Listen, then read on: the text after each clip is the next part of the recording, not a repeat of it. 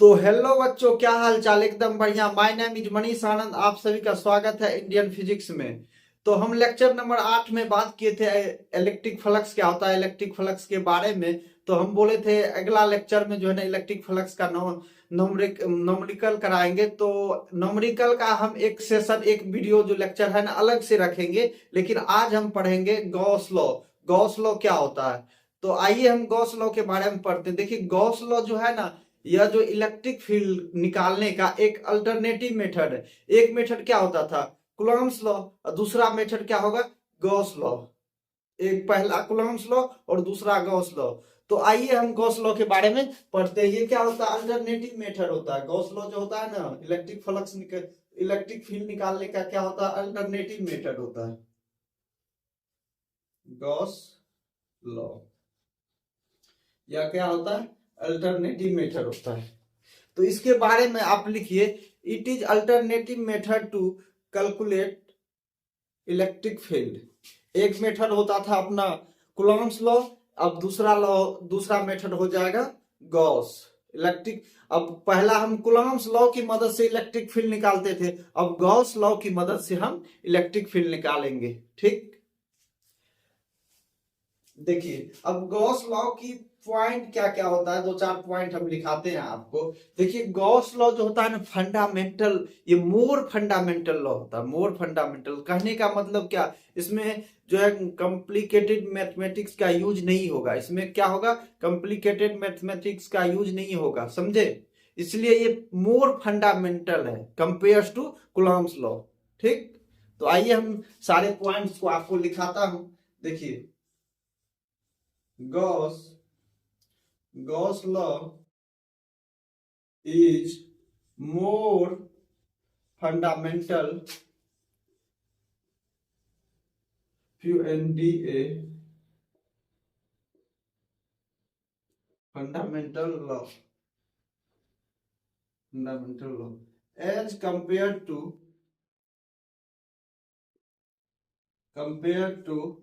Coulomb's law. Coulomb's law. Okay, यह जो होता है Gauss law is more fundamental as compare to Coulomb's law. समझे कि नहीं समझे। अब दूसरा पॉइंट लिखेंगे इसमें लिखेंगे it does not it does not require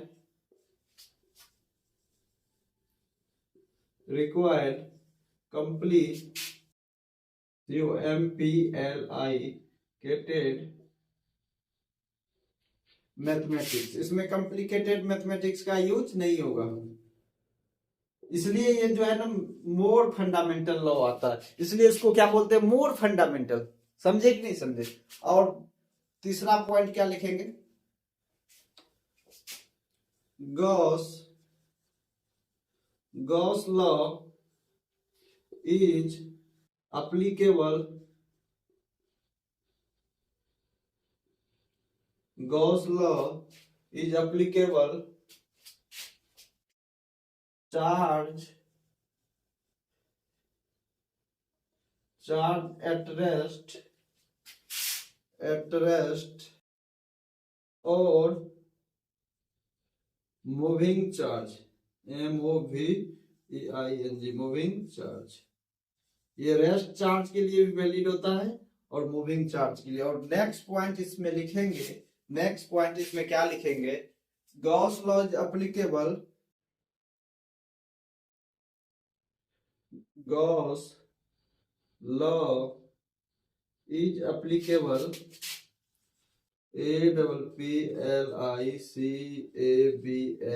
applicable Gauss law is applicable. और ये देखिए ये पॉइंट चार्ज के लिए भी वैलिड होगा, और क्या होगा, डिस्ट्रीब्यूटेड चार्ज के लिए भी ये वैलिड होगा। It is applicable for point charge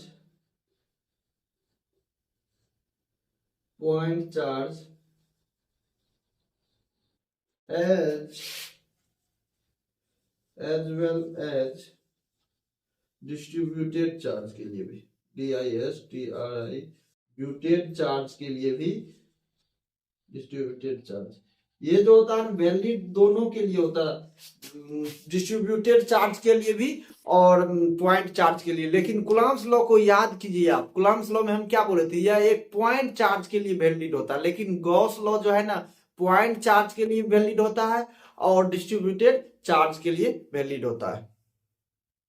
देखिए कूलम्ब्स लॉ जो है ना, हम कूलम्ब्स लॉ जो है हम कहीं लगा सकते हैं, ठीक है, लेकिन गॉस लॉ का एक नियम है, ये सिर्फ क्लोज सरफेस पे ही लगेगा, जहां क्लोज सरफेस होगा वहीं ये गॉस लॉ लगेगा। समझे कि नहीं समझे? जहां क्लोज सरफेस वहीं गॉस लॉ लगेगा।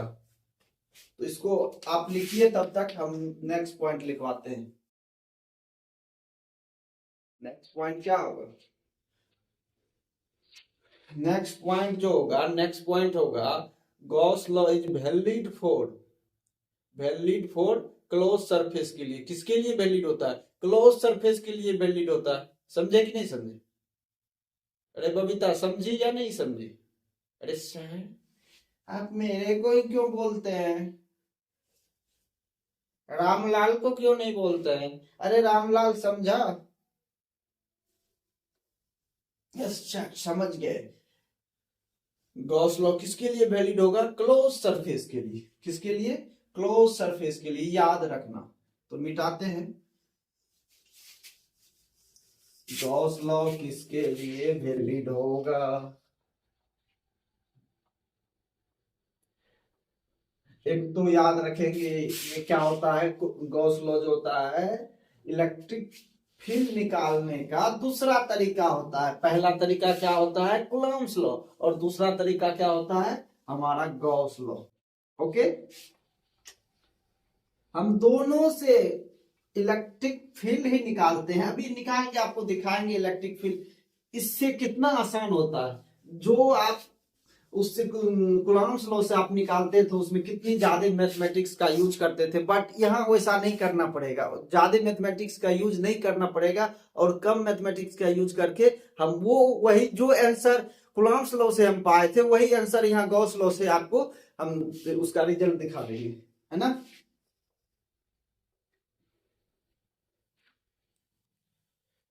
तो लिखेंगे Gauss, next point, Gauss law is valid या एप्लीकेबल, कुछ भी लिख सकते हो, वैलिड या एप्लीकेबल एक ही बात है, दोनों दोनों जो है सेम बात है। एप्लीकेबल लिखो या वैलिड लिखो, it is Gauss law. Gauss law is valid for किसके लिए? फॉर क्लोज सरफेस के लिए, क्लोज सरफेस के लिए। सरफेस किसके लिए वैलिड होगा? क्लोज सरफेस के लिए। और सबसे इंपॉर्टेंट बात याद रखना, गॉस लॉ जो है ना कहीं भी लगा सकते हैं, बट क्या उसके लिए ये वैलिड होगा या नहीं होगा? वैलिड होगा या नहीं होगा? देखो गॉस लॉ को आप लगा तो सकते हो हर जगह। गॉस लॉ लिखो, Gauss law, Gauss law, Gauss law is valid for everywhere. ये हर एक जगह, everywhere, everywhere, but not a useful, but not a useful. क्या उसके लिए यूजफुल होगा या नहीं होगा? यूजफुल, समझे कि नहीं समझे? देखिए गॉस लॉ जो है ना वैलिड हर एक बॉडी के लिए होगा, बट क्या वो यूजफुल होगा या नहीं होगा? देखो जब भी कोई सिमेट्रिक बॉडी आएगा, सिमेट्रिक बॉडी आएगा तो उसके लिए क्या होगा? गॉस लॉ वैलिड होगा। जैसे अनसिमेट्रिक बॉडी आएगा, मतलब एसिमेट्रिक बॉडी आएगा, तो उसके लिए क्या गॉस लॉ वैलिड होगा? देखो एसिमेट्रिक बॉडी में बहुत कॉम्प्लिकेटेड मैथमेटिक्स का यूज करना पड़ेगा, तो यहाँ ये तो मैथमेटिक्स का यूज के लिए तो नहीं है, ये तो मोर फंडामेंटल लॉ है। तो उससे अच्छा हम क्या कूलम्ब्स लॉ से हम उसको एसिमेट्रिक बॉडी का हम इलेक्ट्रिक फील्ड निकाल लेंगे कि नहीं निकाल लेंगे? तो हमें वो आसान होगा या ये आसान होगा? उस कॉम्प्लिकेटेड मतलब एसिमेट्रिक बॉडी के लिए गॉस लॉ अच्छा होगा या कूलम्ब्स लॉ? उसके लिए कौन सा अच्छा होगा? कूलम्ब्स लॉ अच्छा होगा। समझे कि नहीं समझे? इस वही हम लिखा है, Gauss law is valid for everywhere. ये हर एक बॉडी के लिए वैलिड होता है, बट क्या वो यूजफुल होगा या नहीं होगा, ये बात है। समझे? जो मान लीजिए अनसिमेट्रिक बॉडी है या ये सिमेट्रिक बॉडी है, उसके लिए क्या होगा, ये ज्यादा कठिन हो जाएगा। इससे अच्छा है कूलम्ब्स लॉ का यूज कीजिए वहां। हाँ, तो आइए हम अब आपको इसका स्टेटमेंट लिखाते हैं। इसका स्टेटमेंट क्या होगा, इसको आप लिख लो पहले। आप इसको लिख लो, इसको लिखो भाई, लिखो लिखो लिखो लिखो। वीडियो को पॉज कीजिए और लिखना शुरू कीजिए। पेन और कॉपी निकाल के लिखना शुरू कीजिए। वीडियो को पॉज करके पेन और कॉपी निकाल के लिखना शुरू कीजिए। चलते बुलते टहलते हुए वीडियो को नहीं देखना है, उससे समझ में नहीं आएगा बच्चों। अरे ओ बचवा, कोनो दिक्कत? नो सर, कोनो दिक्कत नहीं, इसको मिटा दीजिए ना।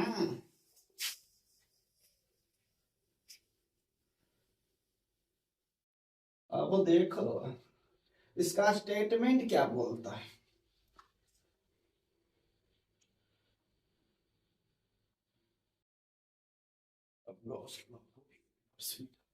देखो इसका स्टेटमेंट कुछ नहीं बोलता है। इसका स्टेटमेंट कुछ नहीं बोलता है।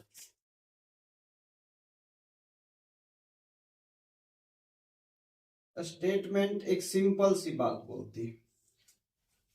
ये स्टेटमेंट क्या बोलेगा, टोटल फ्लक्स बराबर Q inside upon epsilon naught, यही चीज बोलती है। क्या बोलती है इसका स्टेटमेंट? टोटल फ्लक्स बराबर Q inside upon epsilon not. समझे कि नहीं? यही इसका बोलता है स्टेटमेंट। ठीक, तो अब आइए देखिए, ये जो होगा ना गॉस लॉ जो होगा, गॉस लॉ किसके लिए वैलिड होगा? क्लोज सरफेस के लिए। तो किसके लिए वैलिड होगा? क्लोज सरफेस के लिए। जैसे देखिए, वी नो डेट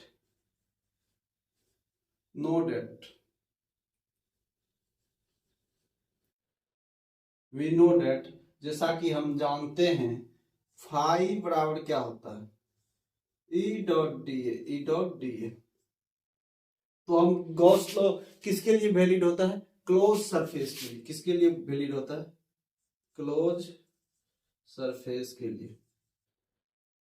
किसके लिए वैलिड होता है? क्लोज सरफेस के लिए। तो यहां क्लोज सरफेस क्या हो जाएगा, फाई बराबर इंटीग्रेशन, ये तो यहाँ पे इंटीग्रेशन होगा, इंटीग्रेशन ई डॉट डी। इसके लिए वैलिड होता है इंटीग्रेशन ऑफ क्लोज सरफेस। समझे? इसको लिख लीजिए आप इक्वेशन नंबर 1।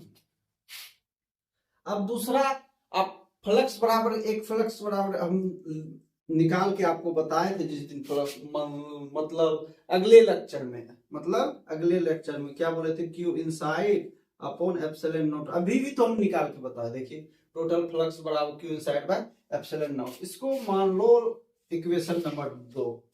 अब आ जाओ यहां, अब कैलकुलेट करेंगे इक्वेशन 1 और 2 को फ्रॉम इक्वेशन 1 एंड 2 से।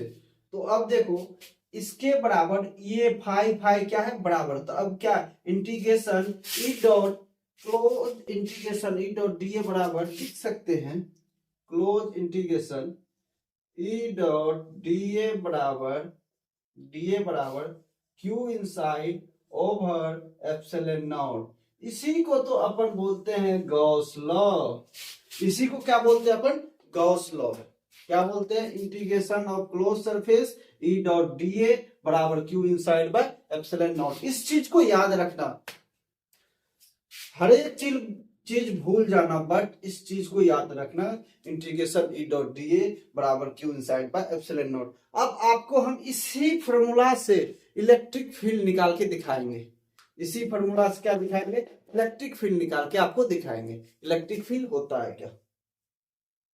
जो पॉइंट चार्ज का हम वहां कूलॉम्स लॉ से निकाले थे, अभी उसी पॉइंट चार्ज के लिए हम गॉस लॉ से इलेक्ट्रिक फील्ड निकाल के आपको दिखाते हैं। आइए इसको लिखिए, उसके बाद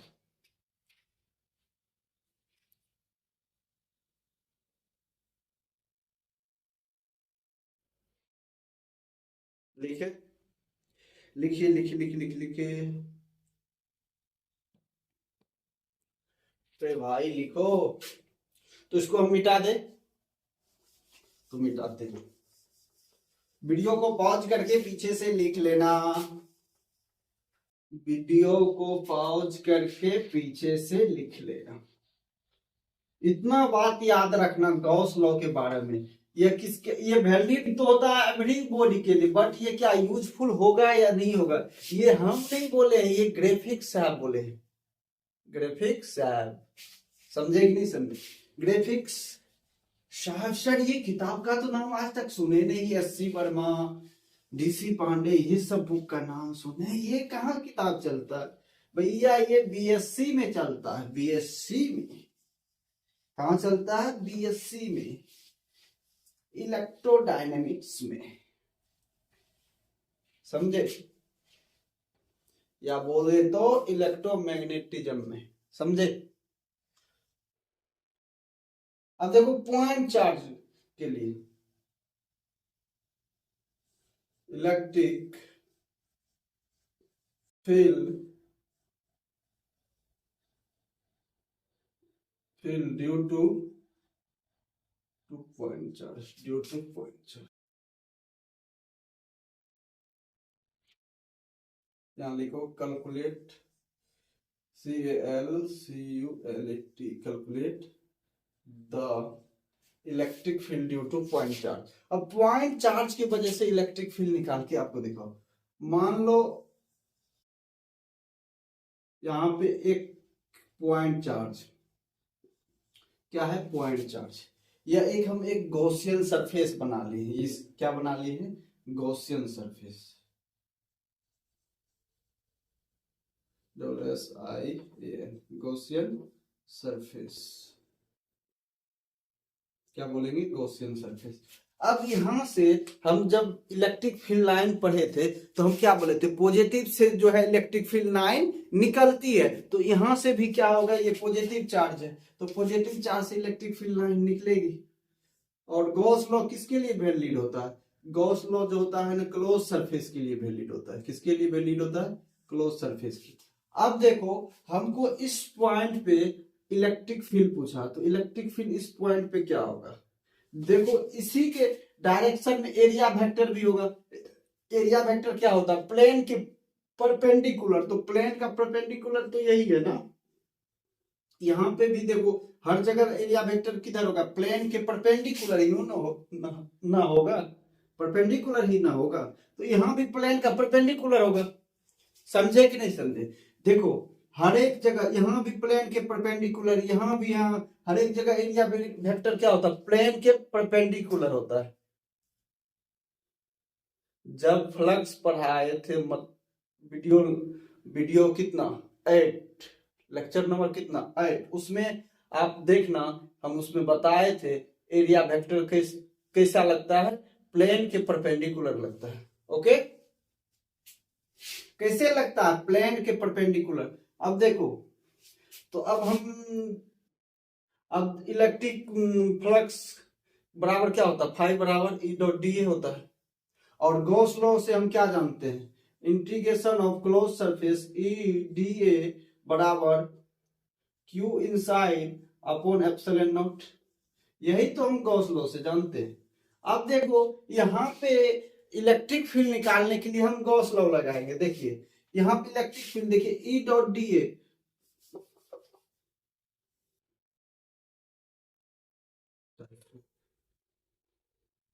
देखो ई डॉट डी ए, तो क्लोज इंटीग्रेशन ई डी ए, देखो एक ही डायरेक्शन में एरिया वेक्टर और इलेक्ट्रिक फील्ड एक ही डायरेक्शन में, तो कॉस थीटा, थीटा का वैल्यू कितना हो जाएगा, थीटा का वैल्यू कितना होगा 0 डिग्री। तो कॉस जब डॉट रहता है तो कॉस होता है, कॉस 0 डिग्री बराबर Q inside upon epsilon naught, यही होता है ना। क्यू इनसाइड की जगह कितना है क्यू, तो यहाँ रख लो क्यू, यहाँ वैल्यू कर पुट कर लो क्यू। ओके, अब देखो ई डी ए कॉस 0 का वैल्यू कितना 1, तो close integration E D A बराबर क्यू बाय एप्सिलॉन नॉट। अब देखो ई को हम बाहर कर लेते हैं इंटीग्रेशन से बाहर, अब डी ए बराबर क्यू ओवर एप्सिलॉन नॉट आ गया। अब इसका एरिया कितना हो जाएगा, इसका एरिया कितना हो जाएगा 4 pi epsilon naught, sorry 4 pi R square. इसका एरिया कितना हो जाएगा, एरिया कितना हो जाएगा 4 pi R square, 4 pi R square. इस वैल्यू को हम यहाँ पुट कर लेते हैं, ई 4 पाई आर स्क्वायर, इसको ऊपर लिखो, इसको यहां लिखते हैं ई 4 पाई आर स्क्वायर बराबर क्यू ओवर एप्सिलॉन नॉट। इसको 4 पाई आर स्क्वायर को इधर भेज दो, तो ई बराबर देखो, ई बराबर अपना, ई बराबर क्या हो जाएगा अपना, ई बराबर इलेक्ट्रिक फील्ड बराबर क्या होगा q over 4 pi epsilon naught r square. जो इलेक्ट्रिक फील्ड हम पॉइंट चार्ज के लिए कूलॉम्स लॉ से निकाले थे, वही इलेक्ट्रिक फील्ड हम देखो गॉस लॉ से निकाले, और कितना आसान तरीका है, देखो कितना आसान हो गया। उससे क्या करते थे, कूलॉम्स लॉ से क्या करते थे, एक चार्ज सोर्स चार्ज लेते थे, यहां से पॉइंट मतलब पॉइंट पी पे आर डिस्टेंस पे हम एक चार्ज रखते थे, तब वहां से इलेक्ट्रिक फील्ड हम निकालते थे।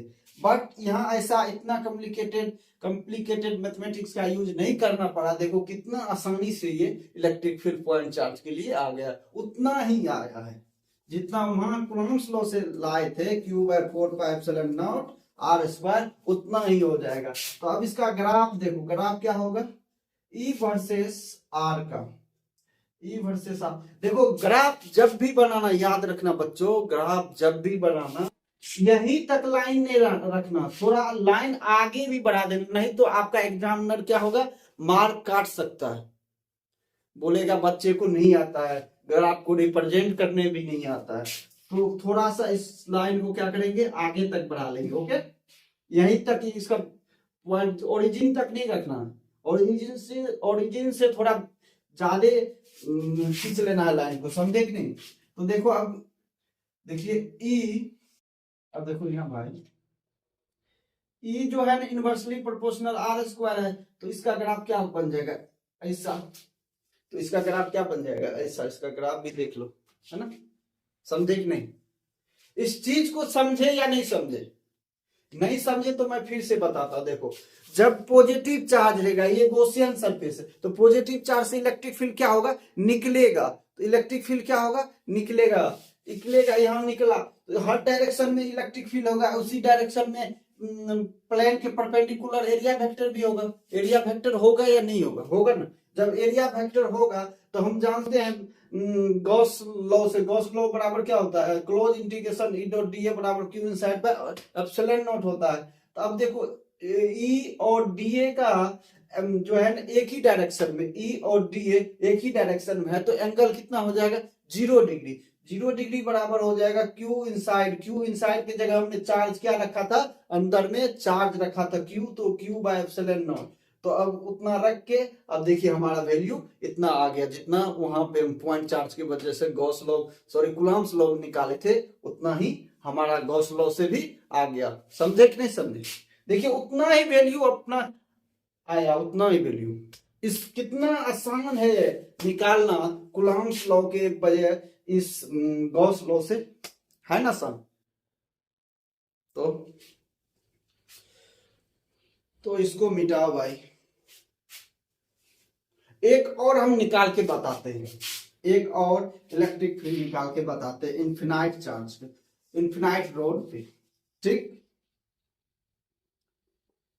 क्या, इन्फिनाइट रॉड का, इन्फिनाइट रॉड का हम पे इलेक्ट्रिक फील्ड निकाल के हम आपको बताते हैं। कूलम्ब्स लॉ से क्या करते थे, उसके बाइसेक्टर पे हम क्या करते थे, बाइसेक्टर से हम इलेक्ट्रिक फील्ड निकालते थे, उसे उसके बाइसेक्टर से पॉइंट पी पे आर डिस्टेंस पे हम निकालते, बट यहाँ ऐसा कुछ नहीं करना पड़ेगा, यहाँ पे ऐसा कुछ नहीं करना पड़ेगा। देखो आप, ऐसा यहाँ पे कुछ नहीं करना पड़ेगा।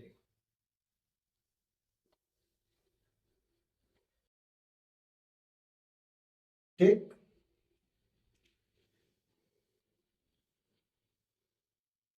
calculate, CALCULAT, calculate to electric field, to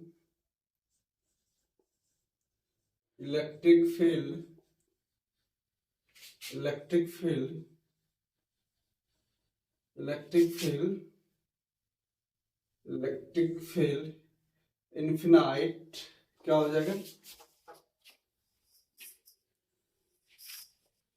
longly, LONGLY, longly infinite rod, infinite rod पे, ओके।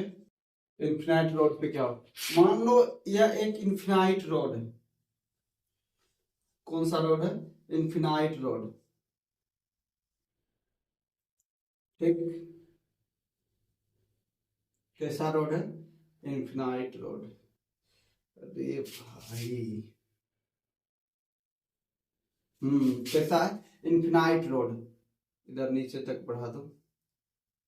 अब इस पे हमको इलेक्ट्रिक फील्ड पूछ रहा है, तो पहले हम क्या करेंगे, गॉसियन सरफेस बनाएंगे।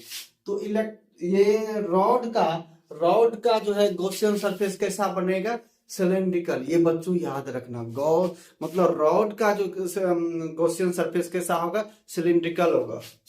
कैसा होगा, सिलेंड्रिकल होगा। मान लो यहां से यहां तक हमने एक सिलेंडर बना दिया, ठीक, ये चार्ज है लेमडा, कितना चार्ज है, लेमडा चार्ज। तो यहां से क्या होगा, इलेक्ट्रिक फील्ड लाइन, मान लो ये पॉजिटिवली चार्ज है, तो यहां से इलेक्ट्रिक फील्ड लाइंस निकलेगी, यहां से क्या होगी, इलेक्ट्रिक फील्ड लाइंस निकलेगी, है ना, इससे क्या होगी, इलेक्ट्रिक फील्ड लाइंस निकलेगी। अब देखो यहाँ पे जो अपना होगा फ्लक्स क्या क्या होगा, फ्लक्स क्या क्या होगा, देखो फ्लक्स जो होगा अपना फ्लक्स, एक तो फ्लक्स इधर होगा, एक फ्लक्स इधर होगा, एक फ्लक्स इधर होगा। तो देखो यहाँ पे इलेक्ट्रिक फील्ड की डायरेक्शन इधर ही है, और एरिया वेक्टर क्या होगा, प्लेन के परपेंडिकुलर, ये 90 डिग्री, और यहाँ पे क्या होगा, एरिया वेक्टर इसके प्लेन के परपेंडिकुलर, इलेक्ट्रिक फील्ड इधर ही, इस डायरेक्शन, इस रॉड के, इससे रॉड से अवे होगा, तो इसका एंगल भी कितना हो जाएगा, 90 डिग्री। तो cos 90 तो जीरो हो गया, दोनों फ्लक्स क्या, इसका और इसका फ्लक्स जीरो हो गया। अब देखो यहाँ पे कहीं पे कि इस पॉइंट पे हम आदि इलेक्ट्रिक फील्ड फ्लक्स निकाले तो कितना हो जाएगा फ्लक्स, देखो ई डी ए, ई का भी सेम डायरेक्शन और डी ए का भी सेम ही डायरेक्शन होगा, हाँ या ना, हाँ या ना बोल मेरे भाई, हाँ या ना। देखो इलेक्ट्रिक फील्ड भी सेम डायरेक्शन में, इसी डायरेक्शन, और एरिया वेक्टर क्या होता है, प्लेन के परपेंडिकुलर होता है, तो प्लेन का परपेंडिकुलर तो यही होगा। अब तो फ्लक्स दो का जीरो हो गया, दो का जीरो हो गया, अब तीसरा क्या हो जाएगा, integration of, close integration E D A बराबर Q inside over epsilon naught, E D A, E को बाहर निकाल लो, डी ए क्या हो जाए, 2 पाई आर एल, इसको पहले लिखिए, डी ए, ई बाहर हो जाएगा, integration of close surface D A बराबर इनसाइड कितना हो, इनसाइड क्यू इंटू इसका जो लेंथ है कितना हो जाएगा, इसका लेंथ एल होगा, तो क्यू इनसाइड बराबर क्या हो जाएगा, क्यू इनसाइड बराबर lambda into L, lambda into L, lambda into L, तो यहाँ क्या रख देंगे, lambda into L upon over epsilon naught. E बराबर E into 2 pi r l बराबर lambda L over epsilon naught. L से एल मर जाएगा, ई बराबर हो जाएगा lambda over 2 pi epsilon naught r। देखो क्या आ गया, इन्फिनाइट इन्फिनाइट इन्फिनाइट रोड पे इलेक्ट्रिक फील्ड कितना आ गया गॉस लॉ से, गॉस लॉ से कितना आ गया, lambda by 2 pi epsilon naught r. तो अब देखो ई और आर का क्या है, इनवर्सली प्रोपोर्शनल है। ई और आर क्या है, इनवर्सली प्रोपोर्शनल। देखो ई जो है इनवर्सली प्रोपोर्शनल 1/r के है, तो इसका ग्राफ यही होगा। इसका ग्राफ भी देख लो, है इसका ग्राफ भी आप इसको भाई लिखो। देखो कितना आसान है Gauss law compare to Coulomb's law, है ना आसान। तो आप इसको लिखो।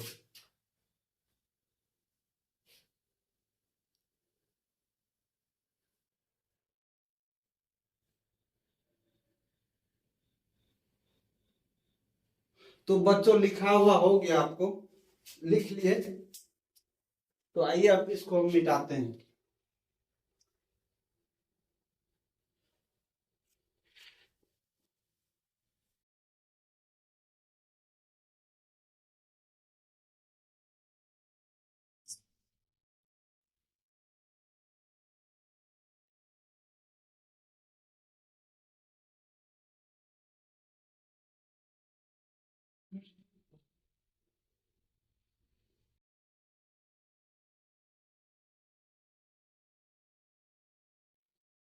अब देखो मान लो किसी क्यूब पे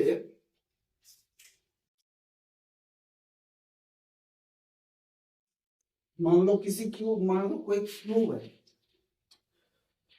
मान लो कोई क्यूब है, मान लो ये एक क्यूब है, ठीक,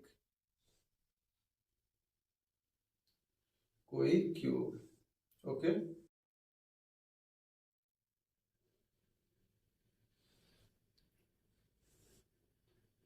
यह एक क्यूब है,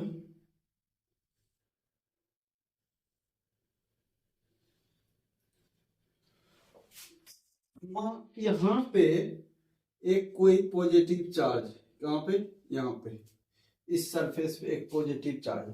तो आपसे यहाँ पे फ्लक्स पूछ लेगा, तो फ्लक्स कितना हो जाएगा, कितना हो जाएगा, Q/6 एप्सिलॉन नॉट। कितना हो जाएगा, 6 एप्सिलॉन नॉट। इस सरफेस का फ्लक्स कितना होगा, Q/6 एप्सिलॉन नॉट हो जाएगा। मान लीजिए ये एक हो गया। अब दूसरा देखिए,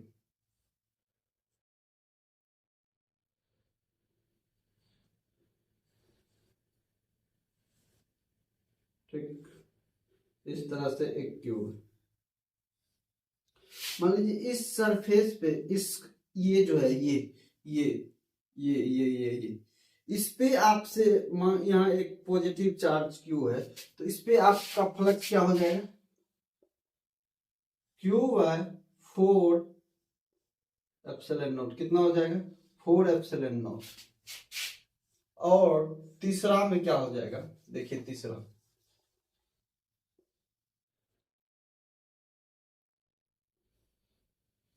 एक क्यूब है,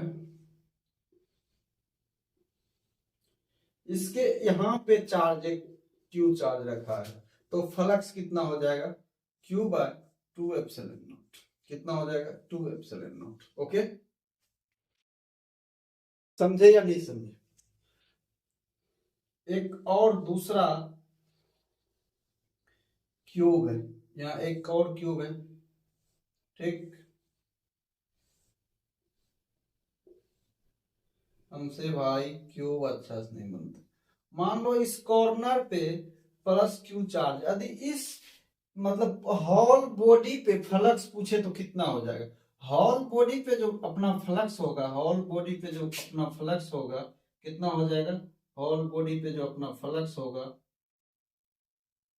कितना हो जाएगा? हॉल बॉडी पे जो फ्लक्स आपसे पूछ देगा तो कितना होगा? हॉल बॉडी पे, इसके हॉल बॉडी पे जो फ्लक्स हो जाएगा, फ्लक्स बराबर क्यू बाय 8 एप्सिलॉन नॉट। कितना? 8 एप्सिलॉन नॉट हो जाएगा। आदि ये तो ए हॉल बॉडी का हुआ। आदि हॉल इच सरफेस पे जो फ्लक्स पूछेगा बी में, इच सरफेस पे, तो कितना हो जाएगा फ्लक्स आपका? Q by 24 epsilon naught. कितना हो जाएगा? Q by 24 epsilon naught. इस चीज को आप लिख लो, है ना, इस चीज को आप लिख लो।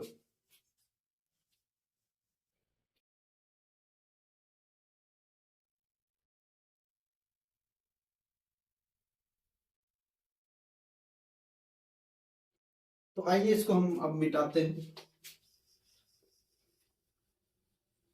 एक रॉड वाला प्रॉब्लम आप देख लो, रॉड वाला ये आपको वहां मदद करेगा कैपेसिटर में। कैपेसिटर में ये बहुत ज्यादा पैरेलल कैपेसिटर में आपको मदद करेगा, समझे कि नहीं? ये बहुत ज्यादा हेल्पफुल होगा पैरेलल प्लेट कैपेसिटर में।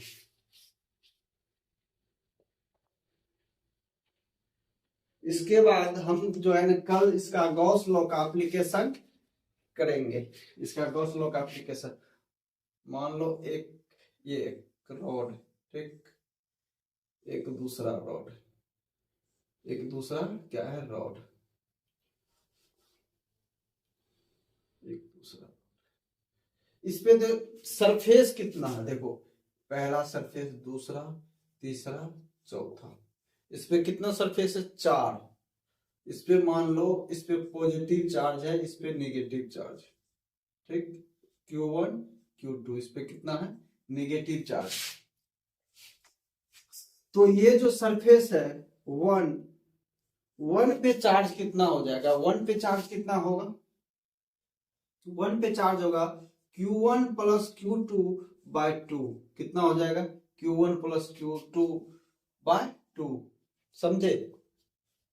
और दूसरा पे कितना हो जाएगा? दूसरा पे कितना हो जाएगा? दूसरा पे क्या होगा? Q1 minus Q2 bye 2। और तीसरा पे मतलब इस सरफेस पे, ये मान लो प्लेट है, प्लेट 1 और प्लेट 2, प्लेट 3, प्लेट 4। तो प्लेट 1 पे कितना चार्ज हो गया? Q1 plus Q2 bye 2। Plate 2 पे चार्ज देखो, इस पे चार्ज कितना होगा? इसमें से इसको घटा देना, बटे 2 कर देना है। अब प्लेट 3 पे कितना चार्ज होगा? Minus Q1 minus Q2 upon 2, इतना चार्ज हो जाएगा प्लेट 3 पे। और प्लेट 4 पे कितना चार्ज होगा? प्लेट 4 पे चार्ज देखो, Q1 प्लस Q2 ओवर 2। जितना 1 प्लेट पे चार्ज होता है उतना ही 4 पे होता है। 1 और 4 कितना होता है? 1 और 4 कितना होता है? बराबर। इस पे चार्ज कितना होता है? बराबर। और 2 और 3 पे क्या होता है? 2 प्लेट, दूसरा प्लेट पे क्या होता है? Q1 minus Q2 by 2। अब देखो हम यहाँ पे Q1 और प्लेट नंबर 1 पे हम चार्ज निकाल के दिखाते हैं। देखिए यहाँ पे इधर देख लो, Q1 प्लस Q2, इसका फॉर्मूला क्या होता है? प्लेट 1 पे चार्ज का formula Q1 plus Q2 bye 2। तो Q1 यहाँ पे क्या है? प्लस, और इधर क्या चार्ज कितना? Minus Q2 upon 2। तो ये क्या हो जाएगा? ये क्या हो जाएगा? Q1 माइनस Q2 बाय 2, इतना हो जाएगा। 1 और 2 पे, 1 और 4 पे इतना ही चार्ज हो जाएगा। उसके बाद 2 पे कितना हो जाएगा? 2 पे, इस पे देखो, इस पे देखो, Q1 माइनस माइनस, एक माइनस उधर भी है, अपॉन 2। तो कितना हो जाएगा? Q1 प्लस Q2, ये माइनस माइनस प्लस हो जाएगा अपॉन 2। ये 3 पे कितना हो जाएगा? यहाँ इसको हम निकाल के दिखाते हैं। देखो minus Q1 minus minus Q2 upon 2। तो ये माइनस माइनस क्या हो जाएगा? पॉजिटिव। तो minus Q1 plus Q2 over 2, यही तो अपना चार्ज हो जाएगा। एक जो प्लेट 1 पे होगा चार्ज, वही प्लेट 4 पे होगा। 2 और 3 पे क्या होगा? अलग अलग होगा। इस तरह से हम क्या करेंगे? प्लेट पे भी चार्ज निकालने के लिए हम सीख गए। मान लीजिए यहाँ पे 20 प्लस 20, देखिए जब पुट करना है साइन के साथ पुट करना है, कब साइन के साथ पुट करना है, वैल्यू को क्या करना है, साइन के साथ पुट करना है। तो इसी तरह से हम आप निकाल लेंगे मतलब एक प्लेट पे कितना चार्ज होगा, प्लेट 1, प्लेट 2, प्लेट 3 और प्लेट 4 पे 1 और 4 पे क्या होगा, चार्ज सेम होगा। इसको आप लिख लीजिए। तो आपको एक होमवर्क देते हैं, जब 3 प्लेट रहे तब चार्ज कितना होगा, 1 2 3 4 5 6, 600 प्लेट पे चार्ज कितना होगा, एक रोड और हो जाएगा, यहाँ पे 5 चार्ज होगा, 5वां प्लेट होगा, शायद 6ठा प्लेट होगा। इसी तरह से आप निकाल लीजिएगा। तो आज के लिए इतना ही दोस्त। जय हिंद, जय भारत। आप इसी तरह पढ़ते रहिए। तो न्यूमेरिकल इसका जो है इलेक्ट्रिक फ्लक्स का जो बच गया है वो हम एक अलग से वीडियो लेक्चर लेंगे, उसमें हम आपको बता देंगे। तो कल हम इसी का गॉस लॉ का एप्लीकेशन करवाएंगे। ठीक, बाय।